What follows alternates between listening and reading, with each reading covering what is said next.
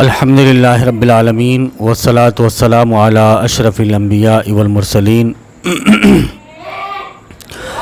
نبینا محمد وعلی آلہ وصحبہ اجمعین ومن تبعہم بإحسان الی یوم الدین اما بعد اعوذ باللہ من الشیطان الرجیم بسم اللہ الرحمن الرحیم فمن یکفر بالطاغوت ویؤمن باللہ فقد استمسک بالعروۃ الوثقی لا انفصام لها واللہ سمیع علیم۔ معزز سامعین،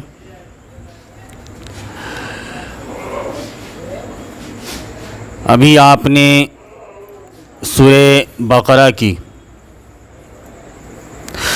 ایک مشہور آیت سماعت فرمائی۔ اس میں یہ ذکر ہے کہ جس نے طاغوت کا انکار کیا اور اللہ رب العالمین پر ایمان لے آیا، اس نے ایک ایسا مضبوط سہارا تھام لیا جو کبھی ٹوٹنے والا نہیں۔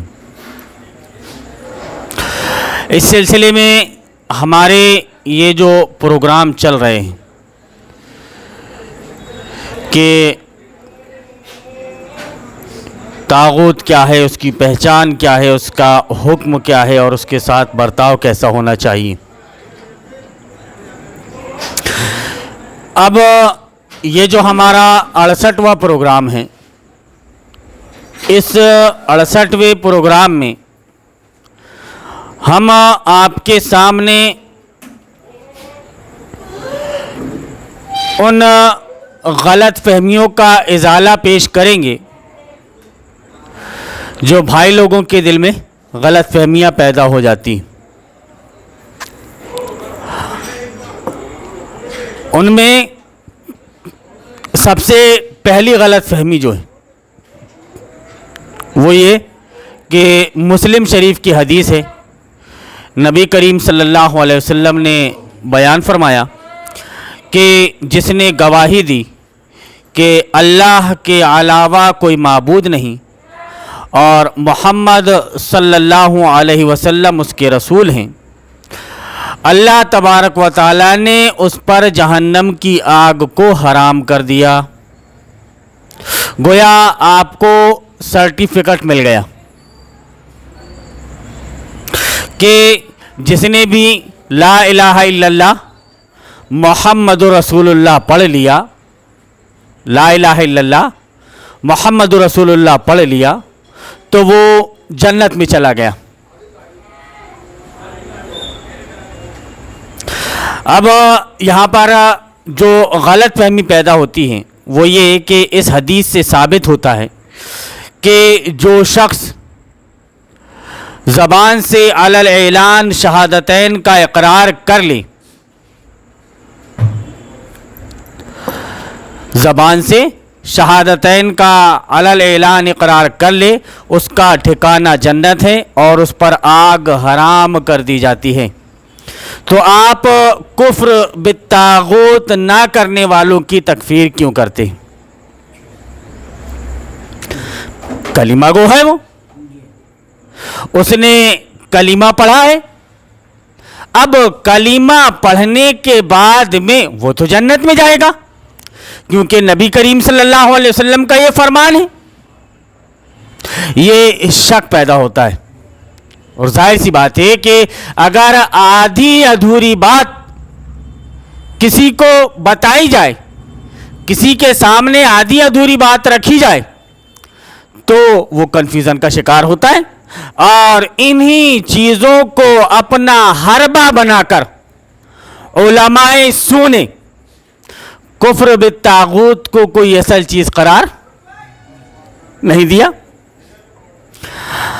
اب اس کا جواب یہ ہے کہ یہ جو لا الہ الا اللہ محمد رسول اللہ ہے، اس کی کچھ شرطیں ہیں کہ نہیں ہیں؟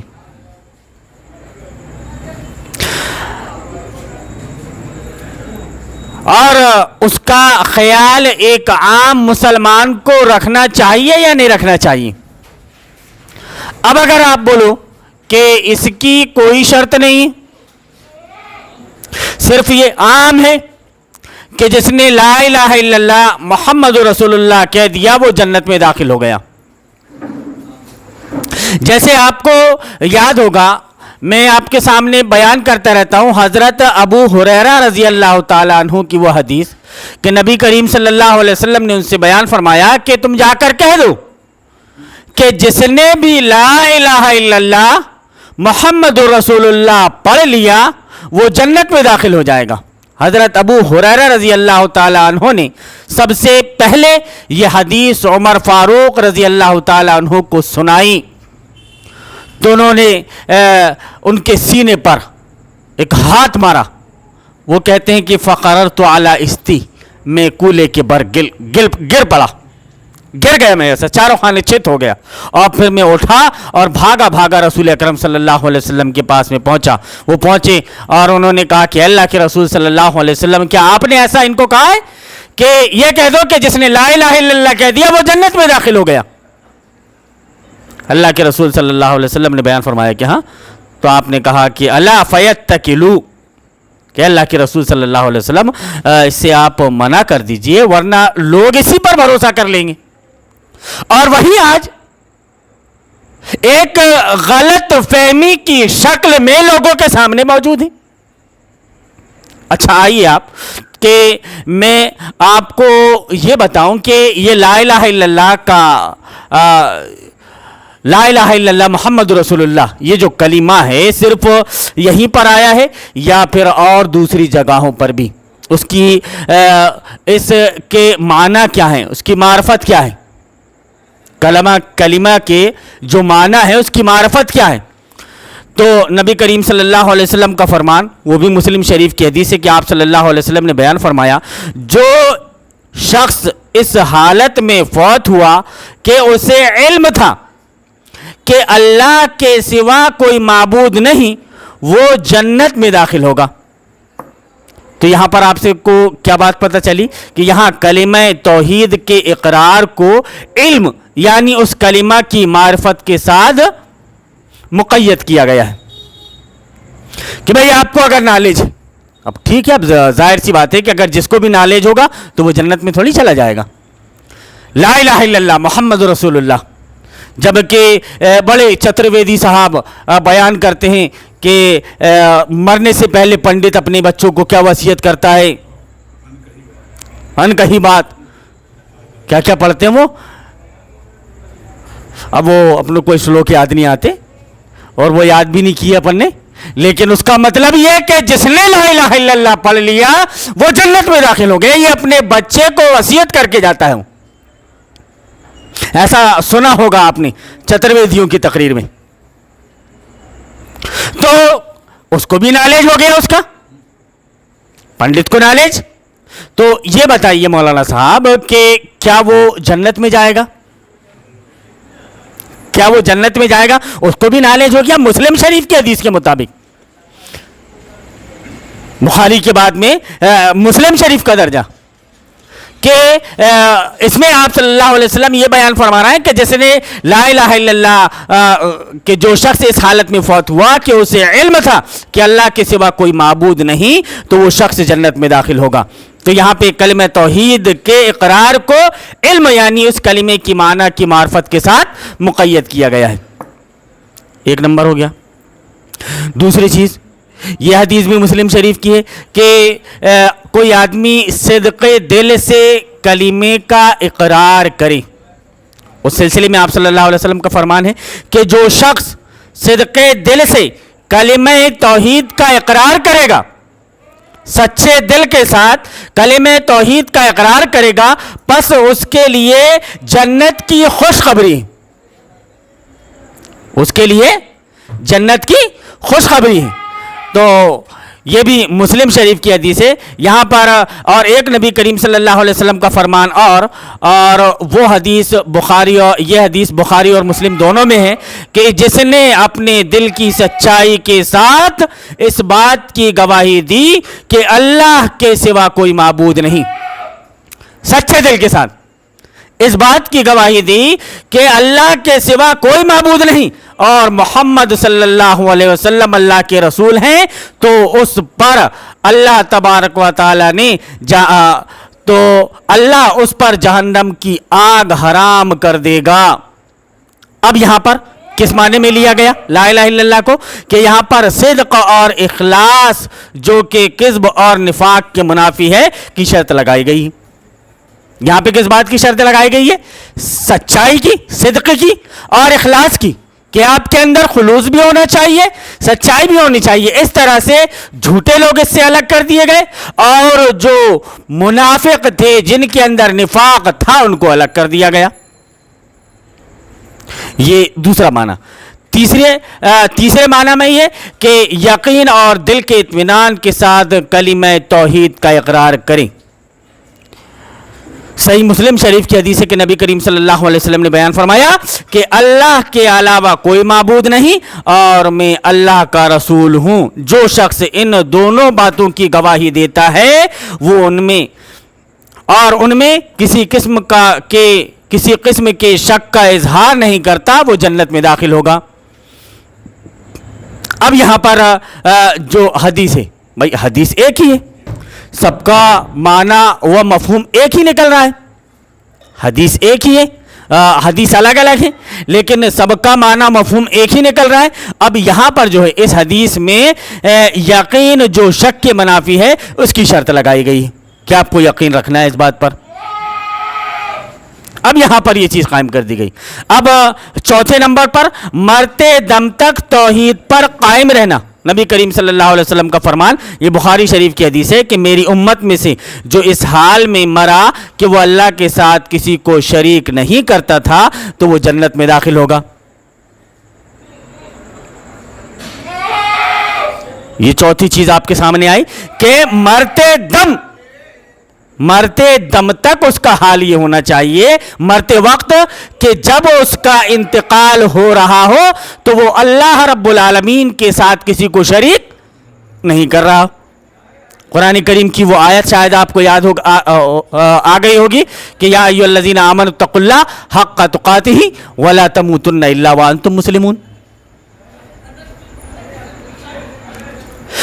اب یہاں پر یہ چیز بتائی گئی، یہ حدیث میں یہ جو بخاری شریف کی ہے کہ مرتے وقت آپ کو توحید پر قائم رہنا ہے، شرک اللہ رب العالمین کے ساتھ آپ کو نہیں کرنا ہے۔ اب یہ ساری احادیث کو ابھی میں جو آپ کے سامنے یہ ساری احادیثیں بخاری شریف کی یا مسلم شریف کی جو ذکر کر رہا ہوں، ان احادیث کو ایک ساتھ بالترتیب علماء نے کبھی بیان کیا؟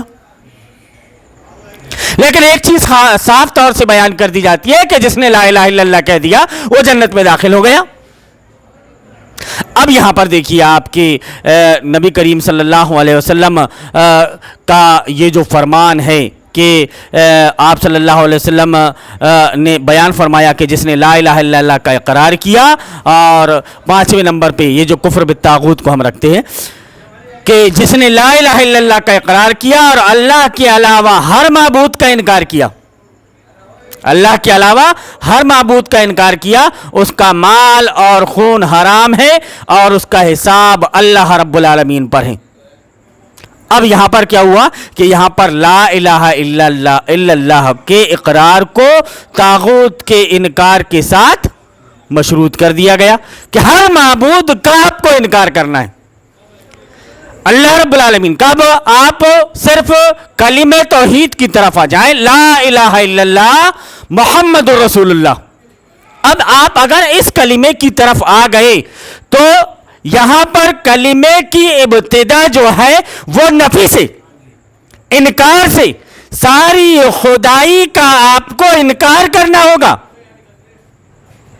سارے معبودان باطلہ کا آپ کو انکار کرنا ہوگا۔ لیکن یہ الگ بات ہے کہ ان لوگوں کے نزدیک یہ الگ بات ہے کہ یہ نظام طاغوت کو معبود باطل نہیں مانتے، نظام طاغوت کو معبود باطل نہیں مانتے، نظام طاغوت کو معبود حق مانتے ہیں۔ دو چیزیں کہ عبادت کے لائق صرف اور صرف ایک ہی ہے اور وہ ہے اللہ رب العالمین، اس کے علاوہ کوئی عبادت اور اطاعت کے لائق نہیں. اس بات پر آپ کا ایمان ہے, اس بات پر آپ کا یقین ہے, اس بات پر آپ کا یقین ہے کہ اللہ ہی عبادت کے لائق ہے اور اللہ ہی اطاعت کے لائق ہے. اب یہ بتائیے آپ کہ یہ کیسے ہو سکتا ہے؟ لوگوں کو یہ سمجھ میں نہیں آتا کہ مولانا صاحب یہ آپ جو عبادت کے ساتھ اطاعت کو مشروط کر دیتے ہیں, اطاعت کو جوڑ دیتے ہیں, یہ لفظ آپ نے لایا کہاں سے؟ تو میرے بھائی آپ ہی بتاؤ کہ آپ عبادت تو اللہ کی کرو لیکن اطاعت غیر اللہ کی کرو, تو کیا اللہ رب العالمین اس کو قبول فرمائے گا؟ یا پھر آپ ہمارے اور آپ کے درمیان میں گائیڈ کی حیثیت سے صرف نبی کریم صلی اللہ علیہ وسلم ہے. آپ ان کی زندگی میں سے کسی ایک بات کو لا کر ایسا ثابت کریں کہ نبی کریم صلی اللہ علیہ وسلم نے عبادت تو اللہ کی ہو لیکن اطاعت غیر اللہ کی بھی کر لی ہو. آپ نے ایک کہنا اپنے چچا, مشفق چچا ابو طالب کا بھی نہیں مانا.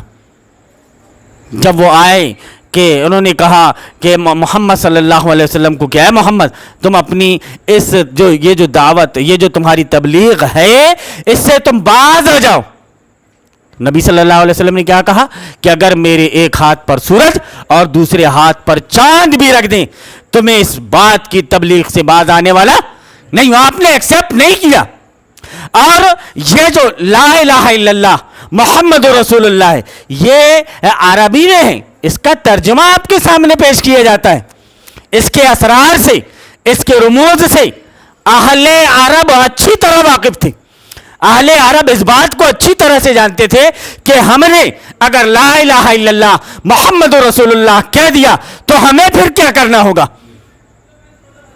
یہ جو 360 بت خانہ کعبہ کے اندر رکھے ہوئے ہیں, ان کا ہمیں انکار کرنا پڑے گا. ان کا انکار کر دیتے وہ, لیکن جو چودراہٹ ان کے ہاتھ میں تھی, جو ان کے احکام نافذ ہوتے تھے, جو لوگ فیصلے کے لیے ان کے پاس آیا کرتے تھے, لوگ ان کے پاس فیصلے کے لیے نہ آ کر ایک یتیم بچے کے پاس میں آتے, اور یہ چیز ان کو پسند نہیں تھی.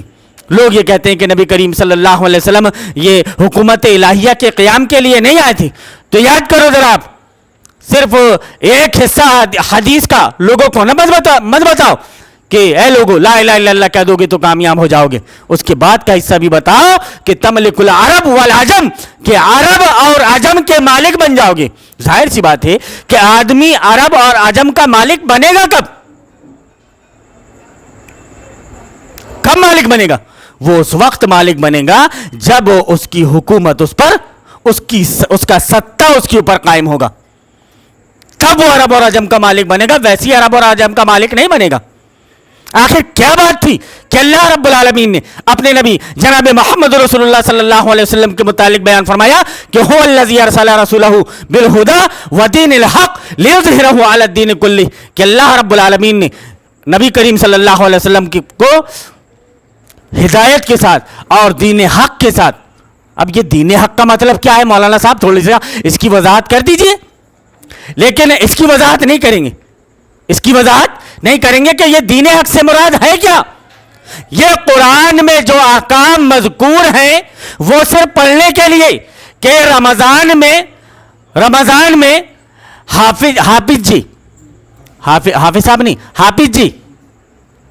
حافظ جی آئیں اور یعلمون تعلمون یعلمون تعلمون یعلمون تعلمون یعلمون تعلمون یعلمون تعلمون کر کے آپ کو پڑھ کر کے سنائیں, اور 27ویں شب قدر کو قرآن ختم کر کے وہ چلے جائیں اور ان کے ہاتھ میں آپ دکشڑا دے دو.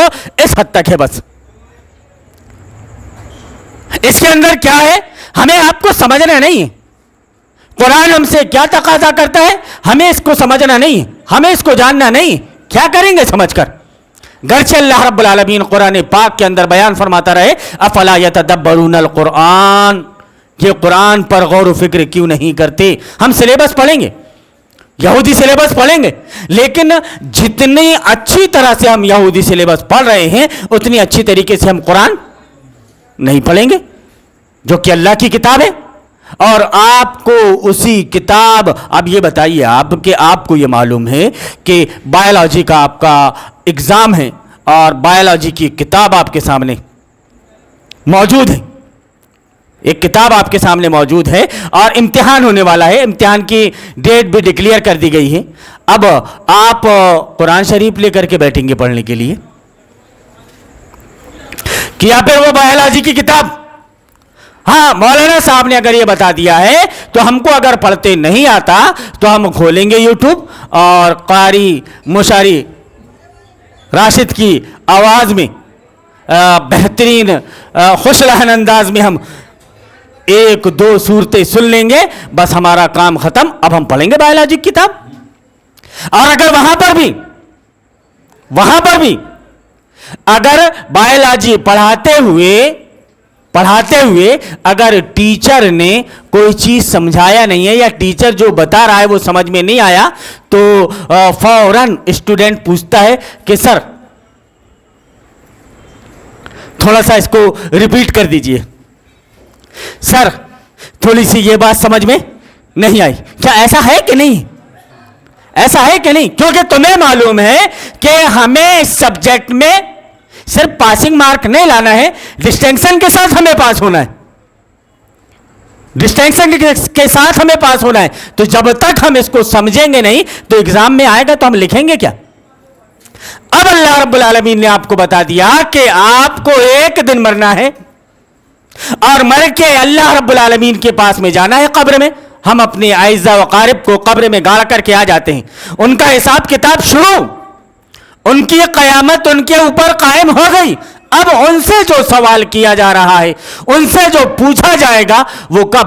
بایولوجی کے مطابق, سائنس کے مطابق, سوشل سائنس کے مطابق جی, یا میتھمیٹکس کے مطابق؟ کس چیز کے متعلق پوچھا جائے گا؟ قرآن سے.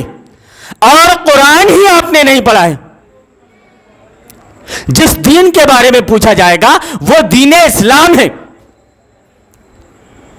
جو اسی ذی الحجہ کے موقع پر اللہ رب العالمین نے جس کے متعلق بیان فرمایا الیوم اکملت لکم دینکم واتممت علیکم نعمتی, عرفہ کے میدان میں, کہ کمپلیٹ کر دیا ہم نے تمہارے دین کو, تمہارے سسٹم کو ہم نے کمپلیٹ کر دیا. اور اللہ رب العالمین نے جب دین کو کمپلیٹ کر دیا, اللہ رب العالمین نے جب اسلام کو کمپلیٹ کر دیا تو آپ سے کسی اور چیز کے بارے میں پوچھا جائے گا؟ جبکہ اللہ رب العالمین خود بیان فرما دے رہا ہے کہ وَمَن يَبْتَغِ غَيْرَ الْإِسْلَامِ دِينًا فَلَن يُقْبَلَ مِنْهُ, کہ دین اسلام کو چھوڑ کر اگر کسی اور دین کو آدمی لے کر آئے گا تو فَلَن يُقْبَلَ مِنْهُ, قابل قبول نہیں. دین اسلام کے علاوہ کوئی دین قابل قبول نہیں. دین جمہوریت کیسے قابل قبول ہو سکتا ہے؟ اگر آپ دین جمہوریت کے فالوور ہو تو آپ دین اسلام کے فالوور نہیں ہو سکتے. آپ بلیم لگاتے ہو ہمارے اوپر, کہ آپ نے ایسا یہ کیسے کہہ دیا, آپ نے ایسا کیسے کہہ دیا, جبکہ نبی کریم صلی اللہ علیہ وسلم کا فرمان ہے کہ جس نے لا الہ الا اللہ محمد رسول اللہ کہہ دیا, اللہ رب العالمین نے اس کے اوپر جنت کو حلال کر دیا اور جہنم کی آگ کو حرام کر دیا. جہنم کی آگ کو اس کے اوپر حرام کر دیا. آپ یہ کیسے کہہ رہے ہو؟ آپ یہ کیسے کہہ سکتے ہو کہ ایسا آدمی جنت میں نہیں جا سکتا؟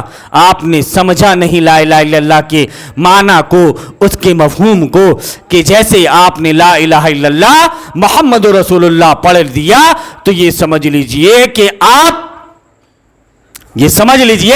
آپ نے ساری خدائی کا انکار کر کے اللہ کی خدائی کو تسلیم کر لیا. یہی وجہ تھی کہ شیخ الاسلام محمد بن عبد الوہاب رحمۃ اللہ علیہ نے مجموعۃ التوحید کے اندر یہ لکھا ہے کہ اول ما فرض اللہ علی ابن آدم الکفر بالطاغوت والایمان باللہ. والایمان باللہ بعد میں لایا, الکفر بالطاغوت پہلے, کہ اللہ رب العالمین نے مسلمانوں کے اوپر سب سے پہلی چیز, اپنے بندوں کے اوپر سب سے پہلی چیز جو فرض کی ہے وہ طاغوت کا انکار ہے. پھر اس کے بعد میں اللہ رب العالمین پر ایمان, اور اس پر دلیل انہوں نے پیش کی وہی جو آیت ہم نے آپ کے سامنے ذکر کی کہ فَمَن يَكْفُرْ بِالطَّاغُوتِ وَيُؤْمِن بِاللَّهِ فَقَدِ اسْتَمْسَكَ بِالْعُرْوَةِ الْوُثْقَى لَا انْفِصَامَ لَهَا وَاللَّهُ سَمِيعٌ عَلِيمٌ. یہ آیت کو ذکر کیا انہوں نے کہ جس نے طاغوت کا انکار کیا اور اللہ رب العالمین پر ایمان لے آیا، اس نے ایک ایسا مضبوط سہارا تھام لیا جو کبھی ٹوٹنے والا نہیں۔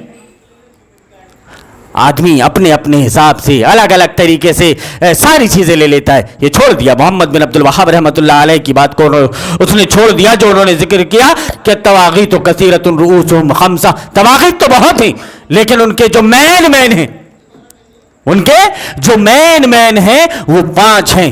ان میں دوسرے یا تیسرے نمبر پر انہوں نے غالباً تیسرے نمبر پر انہوں نے یہ رکھا کہ الذی یحکم بغیر ما انزل اللہ عز وجل، کہ جو اللہ کی کتاب کے علاوہ سے فیصلے کرے۔ کیا نظام جمہوریت میں اللہ کی کتاب سے فیصلے ہوتے ہیں؟ بتائیے آپ، سیدھی سیدھی بات، کیا نظام جمہوریت میں اللہ کی کتاب سے فیصلے ہوتے ہیں؟ اور اگر اللہ کی کتاب سے فیصلے نہیں ہوتے تو وہ کیا ہے؟ طاغوت ہے، اور مین طاغوتوں میں اس کا شمار ہوتا ہے۔ اس میں غالباً دوسرے نمبر پر انہوں نے یہ رکھا کہ الحاکم الجائر المغیر لاحکام اللہ عز وجل، ایسا جابر اور ظالم بادشاہ جو اللہ کے نازل کردہ احکام کو بدل دے۔ اللہ نے چور کی سزا کیا رکھی ہے؟ ہاتھ کاٹ دو۔ اور 420 420 اس کی سزا جمہوریت میں کیا ہے؟ احکام بدلے یا نہیں بدلے؟ زانی کی سزا یہاں پر کیا ہے؟ اور اللہ رب العالمین نے زانی کی سزا کیا رکھی؟ اللہ کے حکام بدل دیے گئے کہ نہیں بدل دیے گئے؟ لیکن اس کے بعد بھی یہ نام نہاد دین کے ٹھیکیداروں کو یہ لگتا ہے کہ نہیں، ہم نے اللہ پر بھی ایمان لایا، جمہوریت پر بھی ایمان لایا، اس کے بعد بھی ہم توحید پر قائم اور دائم ہیں، ہم توحید پر قائم و دائم ہیں۔ کیسے تم یہ توحید پر قائم و دائم ہو سکتے ہو جبکہ تم نے طاغوت کا انکار نہیں کیا جو تمہارے ایمان کے حصوں میں سے اولین فریضہ ہے، سب سے پہلا فرض کہ آپ کو طاغوت کا انکار کرنا ہے، لیکن آپ نے طاغوت کا انکار ہی نہیں کیا۔ آپ اگر طاغوت کا انکار کر لیتے اور اللہ رب العالمین پر ایمان لے آتے تو یہ ساری چیزیں جو آپ کر رہے ہو، یہ جو ساری چیزیں آپ کر رہے ہیں، یہ ساری چیزیں آپ کے سامنے نہیں ہوتی۔ تو جو شبہات پیدا ہوتے ہیں لوگوں کے درمیان میں، ایک شبہ ہم نے پیش کیا اور اس شبہ کا ازالہ بھی ہم نے آپ کے سامنے پیش کیا کہ آدمی نے صرف یہ سمجھ لیا کہ میں نے لا الہ الا اللہ پڑھ لیا، جنت میں داخل ہو گیا۔ آپ کیسے کہہ سکتے ہو کہ ہم نے لا الہ الا اللہ پڑھنے کے بعد میں ہمیں جنت میں بھی جانا ہے، ہمیں جہنم میں بھی جانا ہے؟ آپ نے اگر لا الہ الا اللہ پڑھا ہے اور اس کے لوازمات کو، اس کے تقاضوں کو آپ نے پورا کیا ہے تو آپ اچھی طرح سے یہ جان جائیں گے کہ کلمے کی ابتدا ہی نفی سے ہوئی ہے، اور اس نفی کا مطلب ہے کہ ہمیں طاغوت کا انکار کرنا ہے۔ اور اگر آپ نے طاغوت کا انکار نہیں کیا تو آپ نے اللہ رب العالمین پر ایمان نہیں لایا۔ زبان سے بس جو اتنی چیزیں میں آپ کے سامنے بیان کیا کہ صدقے دل سے، دل کی سچائی کے ساتھ میں اگر آپ مان رہے ہو، آپ کو دل کی سچائی کے ساتھ یہ علم ہے، آپ کے دل میں نفاق نہیں ہے، آپ کے دل میں کھوٹ نہیں ہے، آپ اللہ رب العالمین کے پر جب ایمان لائے ہو تو ساری خدائی کا آپ نے انکار کر دیا ہو، سب کو آپ نے جھٹلا دیا ہو، تب آپ اللہ رب العالمین پر ایمان لانے والے ہوں گے، ورنہ آپ کا اللہ رب العالمین پر ایمان آپ کے کوئی کام نہیں آئے گا۔ یہی وجہ ہے کہ جب حضرت عمر بن فاروق رضی اللہ تعالیٰ عنہ نے نبی کریم صلی اللہ علیہ وسلم سے بیان فرمایا تھا کہ الا فیتکلوا، کہ اللہ کے رسول صلی اللہ علیہ وسلم آپ ان کے سامنے ایسا مت کہیے ورنہ یہ لوگ اسی بات پر بھروسہ کر لیں گے۔ تو نبی کریم صلی اللہ علیہ وسلم نے حضرت ابو ہریرہ رضی اللہ تعالیٰ عنہ سے یہ بیان کیا کہ ابو ہریرہ اب یہ بات آپ کسی کو مت بتانا، کسی کے سامنے یہ بات مت کہنا۔ لیکن علماء سو نے اسی چیز کو پاپولر کیا۔ اب ظاہر سی بات ہے کہ میٹھا میٹھا دین کس کو قبول نہیں صاحب؟ آپ کلمہ پڑھ لو لا الہ الا اللہ محمد رسول اللہ، اور نماز پڑھتے ہوئے نماز پڑھتے ہوئے آپ لوگوں کے ساتھ میں رہو, آپ ایمان پر قائم اور دائم ہیں, لیکن جیسے ہی آپ اپنوں کے پاس میں جاؤ تو ان کے حساب سے پھر ویسی زندگی گزارنے لگو. جب آپ مسلمانوں کے ساتھ میں آؤ تو مسلمان جیسے ہو جاؤ, اور کافروں کے ساتھ میں جاؤ تو کافر جیسے ہو جاؤ. یہ کون سا ایمان ہے بھائی؟ یہ ایمان کی کون سی قسم ہے؟ اس قسم کو کسی بھی مفسر نے, کسی بھی امام نے ذکر نہیں کیا ہے. جس قسم کو آج علماء کرام بڑا چڑھا کر لوگوں کے سامنے پیش کر رہے ہیں, جبکہ یہ چیز آج سے 30 سال پہلے لوگوں کے سامنے نہیں تھی. صاحب اللہ مغفرت فرمائے مولانا مرحوم کی, کہ انہوں نے آ کر کے اپنی پوری جوانی کی طاقت لگا دی, بیماری کو بیماری نہیں سمجھا, اور لوگوں کے سامنے اس بات کو علن رکھا. ولا یخافون لومۃ لائم کا ایک عظیم نمونہ تھے وہ, کہ کسی کی ملامت سے کبھی ڈرے نہیں کہ کوئی کیا کہے گا, چاہے خاندان ایک طرف جاتا ہے جائے, لیکن طاغوت کا انکار. آپ پورے 30 سال کے ان کے پروگرام میں مجموعہ نکال کر کے دیکھو گے تو ایک ہی چیز ملے گی. کیوں؟ کہ اگر آپ کا ایمان اس طرح سے کمپلیٹ ہوتا ہے تو آگے کی جو چیزیں کر رہے ہو آپ, وہ آپ کے کام آئیں گی. ورنہ یہیں سے اگر آپ کا ایمان کمپلیٹ نہیں, طاغوت کا انکار ہی آپ کی زندگی میں نہیں, تو پھر آپ کا کوئی عمل قابل قبول نہیں. علماء نے گرچہ یہ چیزیں لا کر کے پیش کر دیں, تو یہ بات جو لا الہ الا اللہ محمد رسول اللہ کے متعلق جو بھائی لوگوں کی ایک غلط فہمی تھی, اس کا ہم نے ازالہ کیا. اور اس طرح سے اور بھی جو دوسرے ان کے اشکالات ہیں, یا جو ان کی دوسری جو غلط فہمیاں ہیں, جن غلط فہمیوں کے عوض میں, جن غلط فہمیوں کی وجہ سے وہ طاغوت کو طاغوت نہیں سمجھتے, ان غلط فہمیوں کو ہم آپ کے سامنے رکھنا شروع کر رہے ہیں. یہ غلط فہمی نمبر 1 تھی کہ آدمی صرف لا الہ الا اللہ پڑھ لے تو وہ جنت میں چلا جائے گا, جبکہ ایسا بالکل بھی نہیں ہے کہ آدمی نے لا الہ الا اللہ پڑھ لیا تو وہ جنت میں چلا جائے. جب تک کہ وہ اس کے تقاضوں کو پورا نہیں کرے گا تب تک وہ جنت میں نہیں جا سکتا. اللہ رب العالمین سے دعا ہے کہ اللہ رب العالمین تو ہمیں توفیق دے کہ ہم کتاب اللہ اور سنت رسول اللہ کے مطابق زندگی گزارنے والے بن جائیں. ہمیں توفیق دے کہ یہ جو طاغوت کا انکار, ایمان اللہ پر ایمان کا کے لیے اولین شرط ہے, یہ جو شرط ہے یہ لوگوں کو اچھی طرح سے سمجھ میں آ جائے. اللہم ارنا الحق حقا وارزقنا اتباعہ وارنا الباطل باطلا وارزقنا اجتنابہ. آمین یا رب العالمین.